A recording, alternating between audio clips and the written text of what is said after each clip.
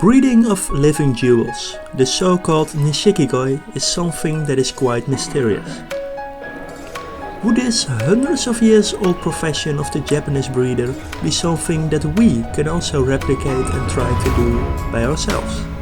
And that in just a simple home breeding setup that everyone actually should be able to imitate. It is time for a new challenge. Let's see how far we can get with a home breeding setup for Japanese koi. Because that shouldn't be that difficult, right? I will share my own experience with you of how I prepared a simple breeding tank and prepared it for Nishikigoi to breed in. First off, I actually started with preparing the breeding material.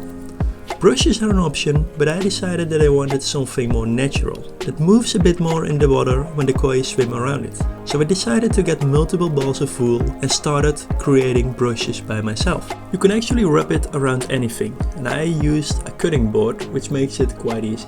I also put a spoon in between, so it becomes a little bit easier to take off the wool. Then after you take it off like one package, all you have to do now is cut it at one side.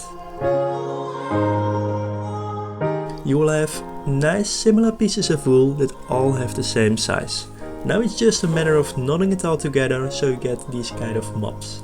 And then of course you will have to repeat this multiple times and make sure you have plenty of them.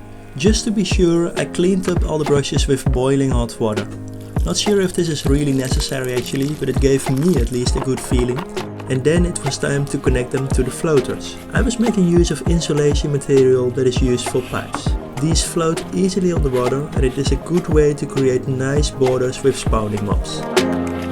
So we just need a few of these and then we are ready to go to see how this is going to work out in this spawning tank when we release a few Japanese koi that are ready for spawning in this tank soon. As I've seen in Japan, in some places only really a few brushes are used. I've seen with Karashigoi natural breeding that only in the four corners some small brushes were available and really nothing else in the whole tank. And that also worked out with very big Karashigoi of 90-100 cm in length. And if there is one more thing that is important during breeding, then it is oxygen. I am making use of a really light air pump, which is more than enough because of the depth of the tank is just about 45 to 50 cm. You don't need a lot of pressure to get the water aerated. What is also very important is that the water should not be moving fast, as this will not help in getting your koi in the mood for spawning. Actually, the water should almost not be moving at all. To complete the spawning setup that we have created, let's summarize what we have and what we will use for spawning. So we have a spawning tank of about 2 meters and it has a depth of 45 to 50 cm. It is filled partly with pond water and also the rest is fresh water. The water temperature is around 23 to 24 degrees. We have a little bit of aeration, surely not too much, and we have spawning brushes or other spawning material. That's all that we will use. To ensure that all the spawning brushes that I have created stay in place, I've connected them all together. You can also replace the brushes that I have created with any other commercial spawning brushes that you can buy at fish stores or koi stores. This will also most likely work out. And that is really how simple the spawning setup is. So now it is actually time to release the female in the spawning tank.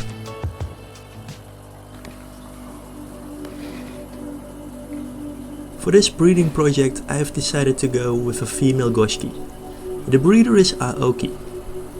Actually over the years the orange color of this goshki has been lost. So all what is left is the nice black articulation pattern. So now when I turn around this koi you can clearly see that the belly is full of eggs. It feels really soft and I'm quite confident that there is plenty of eggs that she is most likely willing to release. I've decided to release her early in the morning, as this is also most common to do in Japan.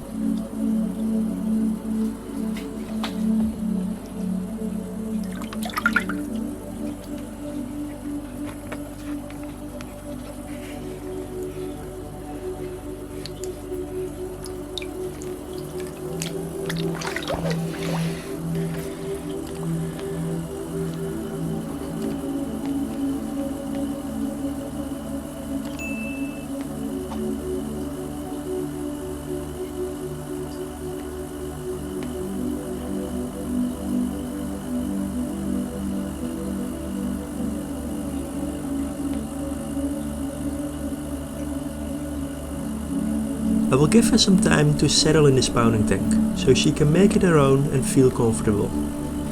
And after that we will also introduce the male parent koi in this tank. What you can typically see, just like this female, is that they usually are very calm.